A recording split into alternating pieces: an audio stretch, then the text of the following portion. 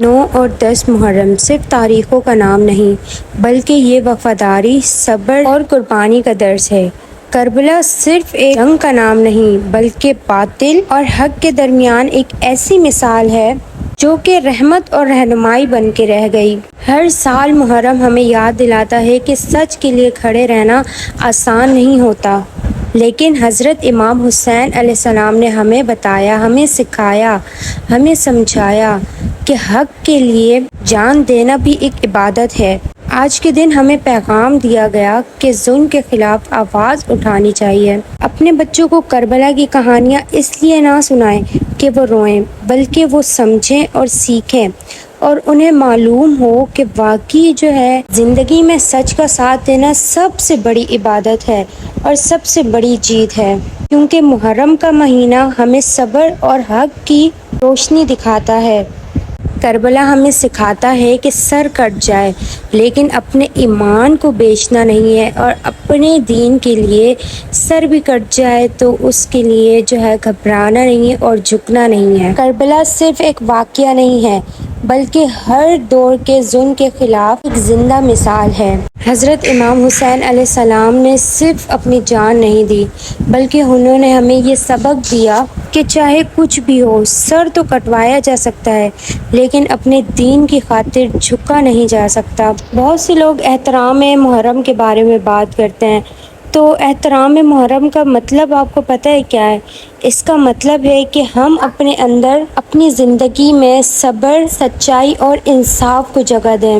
محرم کا مہینہ کسی ایک فقہ کا نہیں ہے بلکہ یہ ہر مسلمان کا ہے، اور ہر مسلمان پہ فرض ہے کہ اس کا احترام کیا جائے، کیونکہ حضرت امام حسین علیہ السلام، ان کے ساتھیوں نے اور ان کے گھر والوں نے قربانی صرف کسی ایک کے لیے نہیں دی بلکہ پوری امت مسلمہ کے لیے دی۔ اس لیے ہمیں چاہیے کہ اپنے بچوں کو بھی زیادہ سے زیادہ کربلا کے بارے میں پڑھائیں اور خود بھی اس کے بارے میں زیادہ سے زیادہ نالج حاصل کریں کہ آخر 9 اور 10 محرم کو ہوا کیا تھا اور کیسے ہمارے نبی پاک صلی اللہ تعالی علیہ وآلہ وسلم کے نواسوں نے ہمارے لیے اور ہمارے دین کے لیے قربانیاں دی۔ افسوس کہ آج کل ہم اپنے بچوں کو ہر ایک چیز پڑھا دیتے ہیں، ہر وہ چیز سکھا دیتے ہیں جس کا ہمارے دین سے کوئی مطلب نہیں ہوتا، لیکن افسوس، بہت افسوس کی بات ہے کہ ہم اپنے بچوں کو وہی دین نہیں پڑھاتے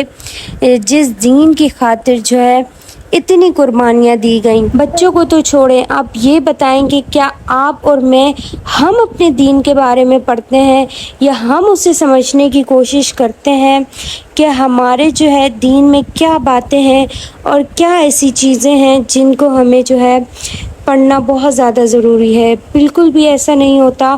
ہم اپنے آج کے دور میں ہم اپنے دین سے بہت زیادہ دور جا چکے ہیں۔ تو محرم ہو گیا اور ہر اسلامی مہینہ ہوتے ہیں، سب میں کوئی نہ کوئی ہمیں ایسی چیز بتائی گئی ہوتی ہے جس سے ہمارا ایمان تازہ ہو، لیکن پھر بھی ہم ان ساری چیزوں کو پیچھے چھوڑ دیتے ہیں اور ہم آج کل دنیا کی چیزیں ہیں اس میں پڑے رہتے ہیں۔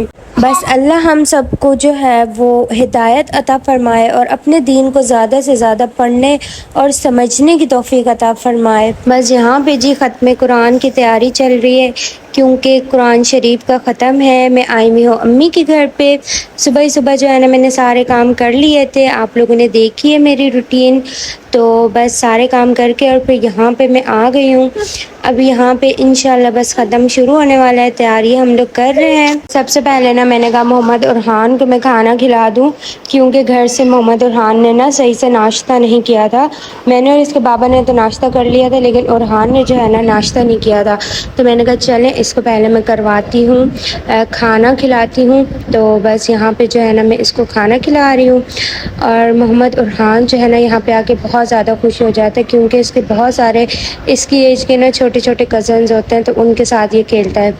بڑے بچوں کے ساتھ یہ تھوڑا سا اریٹیٹ ہوتا ہے، کیونکہ وہ اس کو کس وغیرہ کرتے رہتے ہیں یا چھیڑتے رہتے ہیں، تو اس لیے یہ ان سے چڑھتا ہے۔ تو اپنی ایج کے بچوں کے ساتھ یہ بہت زیادہ خوش ہوتا ہے۔ آپ لوگ بھی کوشش کیا کریں کہ قرآن پڑھنا تو کوئی بری بات نہیں ہے. بہت سے لوگ مجھے سمجھ نہیں آتی کہتے ہیں کہ ختم قرآن نہیں کرنا چاہیے. تو کیوں نہیں کرنا چاہیے؟ کوئی ایک آپ لوگ وجہ بتا دیں کہ کیوں نہیں کرنا چاہیے. قرآن پڑھنا تو اچھی بات ہے اور اس کا ایصال ثواب کرنا بھی اچھی بات ہے. تو آپ لوگ بھی کوشش کیا کریں کہ اگر ہر مہینے نہیں پڑھا سکتے تو کچھ مہینوں میں یا پھر جو ہے نا سال میں 1-2 دفعہ قرآن کا ختم کروا لیا کریں. بہت اچھا ہوتا ہے، کاروبار کے لیے بھی، خیر و برکت کے لیے بھی اچھا ہوتا ہے، اور اپنے جو ہے نا جو اس دنیا سے چلے جاتے ہیں نا ان کے اوپر ایصال ثواب کرنا بھی بہت زیادہ ضروری ہوتا ہے. تو مجھے یہ چیز آج تک سمجھ نہیں آئی. جو لوگ کہتے ہیں کہ ختم نہیں کرنا چاہیے، مجھے یہ نہیں سمجھ آتی کہ کیوں نہیں کرنا چاہیے. قرآن تو ایسی اللہ تعالیٰ نے کتاب ہمیں عطا فرمائی ہے کہ جس کو ہم اگر ہر وقت بھی پڑھتے رہیں تو ہمارے لیے کم ہے. اس کے اندر اتنی زیادہ ہدایت کہ ہمارے لیے جو ہے نا چیزیں موجود ہیں. بائی دا وے جی، یہاں پہ محمد ارحان کو میں نے چینج کروا دیا تھا اور جو ہے نا ختم وغیرہ پڑا گیا تھا. اور بس ہم لوگ ابھی یہاں پہ جو ہے نا نیاز، ایک طرح کی نیاز ہی ہوتی ہے، تو بس یہاں پہ ہم لوگ کھا رہے ہیں. بس کھانے وغیرہ سے فارغ ہو کے نا سب ہم لوگ آ گئے گارڈن میں، کیونکہ گرمی، موسم تو اچھا ہو رہا تھا لیکن نا ہبس بہت زیادہ تھی، تو سب گارڈن میں آ کے بیٹھ گئے. اور یہاں پہ جو ہے نا بس ابھی ہم لوگ چائے کا انتظار کر رہے ہیں. محمد ارحان بیٹھا ہوا ہے اور محمد ابیحان ماشاء اللہ سے دونوں جو ہے نا کھیلنے میں لگے ہوئے ہیں. بچے بہت بڑی نعمت ہوتے، بہت زیادہ بڑی. اللہ جو ہے نا اس محرم کے صدقے ہر ایک کو جو ہے نا اگلے محرم سے پہلے نا اولاد عطا فرمائے. جن کو بیٹیوں کی طلب ہے انہیں بیٹی عطا فرمائے، جن کو بیٹوں کی طلب ہے انہیں بیٹے عطا فرمائے، جن کو دونوں کی طلب ہے انہیں دونوں عطا فرمائے. اولاد کے بغیر نا گھر ویران ہوتے ہیں. بس میری دل سے دعا ہے کہ اللہ ہر بے اولاد کو صالح، نیک، پاکیزہ، خوبصورت اور زندگی والی اولاد عطا فرمائے. آپ سب نے جس نے میری ویڈیو دیکھنی ہے نا سب نے نیچے آمین کہہ دینا ہے. کیا پتہ کس کا آمین جو ہے نا وہ کام کر جائے. اللہ پاک میری ساری بہنوں کی جو ہے نا جھولیاں بھر دے.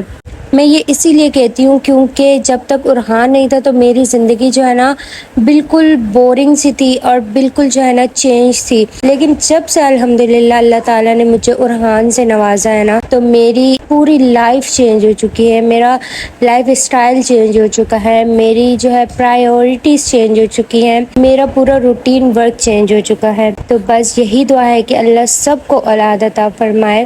بس جی یہاں پہ نا ہم لوگ چائے پی رہے تھے اور چائے انجوائے کر کے جو ہے نا بہت زیادہ دیر ہو چکی تھی کیونکہ جو ہے نا رات ہو رہی تھی. جب میں واپس آئی ہوں نا تو تقریباً 11 بج چکے تھے. محمد ارحان کو بھی نیند آ رہی تھی تو میں نے جو ہے نا جلدی سے جو ہے نا بس واپس آئی ہوں اور اپنے جو ہے نا جو 2-4 جو کام تھے، محمد ارحان کا دودھ بوائل کرنا تھا اور ساتھ میں جو ہے 2-3 اور کام تھے کچن کے، بس میں نے جلدی سے وہ کیے ہیں. اور محمد ارحان کی میں جگہ بنانے کے لیے اب سیٹ کر رہی ہوں. آج کل جو ہے نا ہم لوگ باہر سو رہے ہیں کیونکہ گرمی بہت زیادہ پڑ گئی ہے، یعنی ہبس بہت زیادہ ہوتی ہے اور نا میٹریس پہ بہت گرمی لگتی ہے، تو اس لیے ہم لوگ باہر ہی جو ہے نا چارپائی بچھا لیتے ہیں. اور محمد ارحان کا جو ہے نا میں کوٹ رکھ دیتی ہوں تو یہ کوٹ میں سو جاتا ہے، تو نا سکون سے نیند آتی ہے. بس آج کا جو ہے نا روٹین ولاگ بھی آپ لوگوں نے دیکھ لیا اور کچھ آپ لوگوں سے باتیں بھی شیئر کی ہیں. یہی تھا آج کا ولاگ. آئی ہوپ کہ آپ لوگوں کو اچھا لگا ہوگا. اچھا لگا ہے تو لائک، شیئر اور میرے چینل کو سبسکرائب کرتے ہیں. ملیں گے انشاءاللہ اگلے ولاگ میں، تب تک کے لیے اللہ حافظ.